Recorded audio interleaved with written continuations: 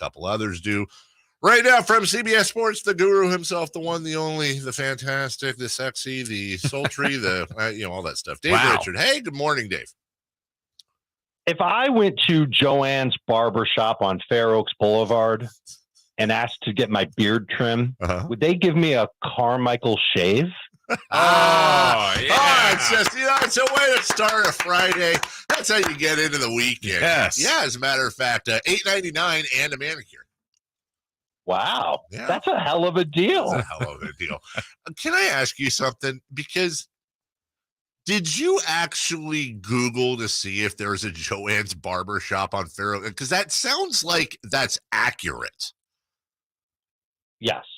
So even more impressive because I believed it. That's what I'm saying. Yeah. I want people to know the depth of what he did. Yeah. I knew he would do something Detail like that. guy. He is a details guy. And that's why he's the best fantasy mind in the entire world. David, we'll start out this way. Easy question, top of your head. What was your biggest fantasy surprise from last week? I would say the Steelers getting absolutely drubbed by the 49ers. Like they did not have a counterpunch, Dave. There was nothing that they could do. There were a lot of players in that offense that fantasy managers were hoping to get some good production from. They got nothing. No. And now the Steelers get the Browns, and the Browns looked amazing. That was a huge surprise. I would say the other huge surprise is, think of all the great quarterbacks in fantasy, all the studs, and in everybody's home leagues, they win in round 1 and round 2. They all underwhelmed. 2 of them flat out stunk in week 1. Now, we've already seen one of those guys bounce back. That was Jalen Hurts last night against Minnesota. That was great. I'm hoping we see Josh Allen bounce back against the Raiders. Will Patrick Mahomes have a bigger game against Jacksonville? That remains to be seen. But that was the other big surprise to me. A lot of quarterbacks, and it goes beyond the top 3. Lamar Jackson didn't have a good game. Mm-hmm. Justin Fields was horrible. You go back and watch, and then don't get me started on Joe Burrow. Those great quarterbacks that people took in early round picks, they did not help you win in week 1 at all. And Dave, the way this works, like, Dave and I on the show on Monday, overreactions and the actual game part of this, but the fantasy part, how do you avoid that? Like, how long do you lock in on your belief of who you drafted, when you did, keep starting him? When's kind of that, I don't want to say panic point, but like, okay, now I've seen enough, 2, 3, 4 weeks. When do you start to make your tweaks? There isn't an easy answer. You can't just say 3 or 4 weeks and that's it. It really is on a case-by-case basis. I would say after watching 2 games of Alexander Mattison, I regret the decisions that I made drafting Alexander Mattison in a few of my leagues. But as a flip side to that, I'm not ready to say the Steelers' offense is going to be terrible all year just because they had a terrible game against San Francisco. Listen, the Niners' defense is great. One of probably the top 3 defenses in football.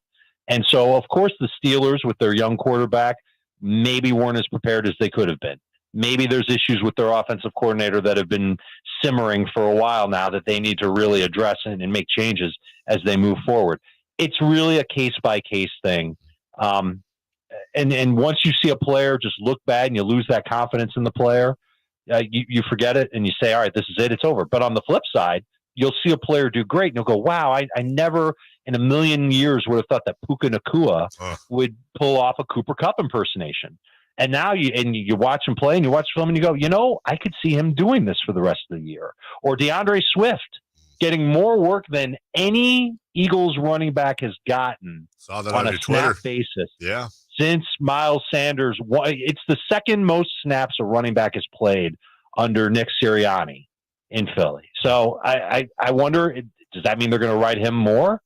I don't really know if we can trust that right now, but it wouldn't surprise me if they did because he looks so good. So you can also say sometimes it takes only a week. Sometimes in the case of DeAndre Swift, it might have taken just 3 quarters to see, all right, this guy's a stud. We know that we can trust him in fantasy. And I don't know if we're trusting him in fantasy. I'm just saying he looked really good in those first 3 quarters. And if you've got him on your team, you're either trying to sell high on him or you're going to wait and see what happens with him. Either way, you're winning. CBS Sports' Dave Richard joining us. Let me just roll through real quick some fantasy football questions from your adoring public. The Giants versus Arizona this Sunday. Do you play them? Yeah, I think you do. Listen, I mentioned the 49ers, one of the three best defenses. The Cowboys are right there with them. They were amazing cracking that offensive line and making Daniel Jones play like a scared little child out there. I think that they're going to I think the Giants bounce back. I'm concerned about their offensive line. And honestly, I was impressed with the Cardinals' defense against Washington. Yeah. I think they did a pretty good job, all things considered. They pressured him over 30% of the snaps. So that's something that Daniel Jones, I think he'll take that at this point, 30%. That's a reasonable number after how bad it was with him on Sunday night. But I think Daniel Jones is a low-end starter. Saquon's a must-start. Waller's a must-start. Everybody else you're going to wait and see on. Oh, the DST, Dave. The DST is a good start. Do you flex Zach Moss or Justice Hill? I'm on Moss's side as of now. I haven't finished getting to all the film this week, but Justice Hill is an interesting case study. He's been terrible for 4 seasons in the NFL. He literally has one play for more than 20 yards over 4 seasons in the NFL. It's a miracle he's still in the league, but he might be the best fit for that offense. And so jury's still out. Plus, we're not 100% sure if Moss is going to play. For now, I have Moss there. But Justice Hill could end up being decent after all. I kind of poo-pooed him earlier in the week. Maybe I shouldn't have been so quick to do that. A couple more quick ones here. You mentioned DeAndre Swift, his former backfield mate Jamal Williams, or Najee Harris.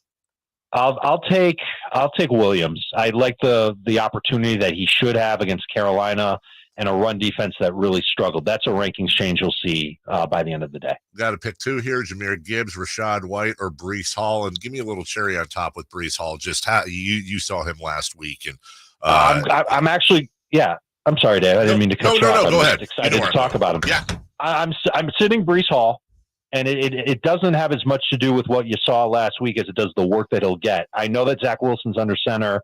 I think this will change how defenses go up against the Jets offense. I'm concerned that the Jets will not rush Breece Hall's workload. Played less than 40% of the snaps last week. Did amazing with them. Maybe that number is less than 50% this coming week. Very tough matchup against Dallas. And call me crazy, and people have for this take, but he looked a step slower than he did last year. And there's actually some video evidence on Twitter of him a step slower than what we saw last year. And it's par for the course. He tore his ACL, so of course he is. He also beat 8 in the box a few times. So the Bills were out of position. Hopefully the Cowboys learn from that film, and they're not out of position. I love having Breece Hall on my team. I don't want to start him this week if I don't have to. Dave, as far as the Niners and Brandon Aiyuk, he was tremendous in week 1. I don't know where he ranks now currently in your receiver group, but if you have him, is he a must start every week? He's a must start every week, no matter who he plays, Jason, because he's got that crazy high upside that we saw get realized in week 1. And I don't think he's going to do that every week. If he did, he'd be number 1 in the rankings. Forget about Tyreek Hill. But what we saw was a 49ers offense that wanted to be a little bit more explosive and throw a little bit further downfield.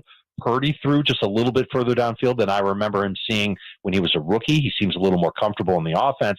And Brandon Aiyuk is just explosive. You guys have known this for years watching him play for the 49ers. I knew it when he came out of Arizona State. The more routes that he runs, the better he'll be. I think tack onto that, they took on the Steelers, who lost Cam Hayward pretty early in the game. That made the matchup a little bit easier for the offensive line. Not saying that that's going to be a problem down the line, and maybe someday it will. It's not going to be in week 2. Purdy should have time to throw. Aiyuk is a must-start, top 15 fantasy wide receiver.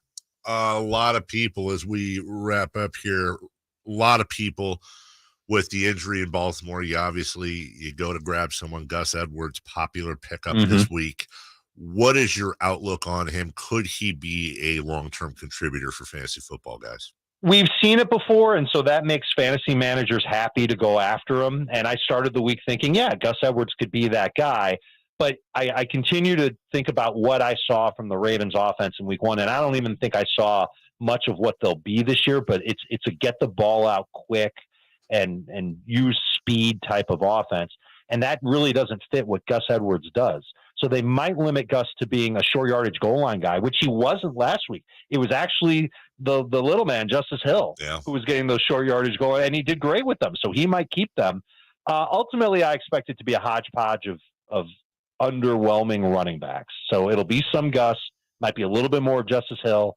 Melvin Gordon will get in the mix. I stashed a kid named Keaton Mitchell on my IR in all of my fantasy leagues. This is a fast running back that Baltimore will not be able to use until at least week number 5. And that's if his shoulder's ready. But if you've got IR spots to burn, might as well put Keaton Mitchell in one of those spots in case he does get an opportunity later this year. What's coming up for Dave Richard today? We're going to be on CBS Sports HQ. That's going to be around 10:30 your time, Jason and Dave. And we'll go through starts and sits and some of the games that we like, some of the higher scoring games. And then we're doing something new on CBS Sports HQ every Friday at 5 o'clock Eastern. That's 2 o'clock Cali time. We go over all the injuries around the NFL and who to go and pick up in case players are out. So something that we can do to help fantasy managers get ahead. You can do that at 2 p.m. Just go to cbssportshq.com. And that's all you have to do. You don't have to give your email address. Definitely don't have to give a credit card. Just something to help you be a smarter fantasy manager. You know, you're going to find this funny. You know what I'm doing on Sunday? I'll bet you cannot guess. Going to Joanne's Barbershop for a shave? No, I'm going to Fade Masters on Grand Avenue, and I'm getting the Dave Wave. Oh, there it is. I like it. such a bad, poor attempt by me to look up barbers in your area and try to hit you back because nothing rhymes with Richard. Wait a minute. You picked one in my area. Yes. Did you pick Grand Avenue? Yes. So that's in Coconut Grove. That's about an hour south of here. And that is the area where I used to go and party when I was in college. Yeah. That's closer to the campus of the University of Miami than it is to where I am in Fort Lauderdale. But now you're bringing back memories. Guys, next week you'll have a better one. I keep forgetting Fort Lauderdale. God. So many drunken memories. Yeah, well, you know. Good luck. By the way, good luck with your Canes tomorrow. And we will talk to you then. Impossible, sir. They already crushed Bethune-Cookman yesterday. Yeah, they did. Oh, that's right. They did. And I was there for the A&M game. I know you got to go, but no, that's fine. I'm actually like very encouraged by what I saw against A&M. They're going to be a better team than you think, Dave. Is there any chance you're going to be in Tally November 11th if I'm there? Miami, Florida. 0.0%. Come on. Football season, man. They lock me up during the football season, except for Thanksgiving. They can't keep me then. I'll send you pictures from the end zone. All right, buddy. Thank you. Have a great day. We'll talk to you. Talk to you next week. Bye-bye. That is Dave Richard. We will take a break. When we come back, the Eagles go to 2-0. Is it just me, or do they not seem like that impressive so far? But most importantly, we need to talk about the stupidest rule in all sports. We'll get there next.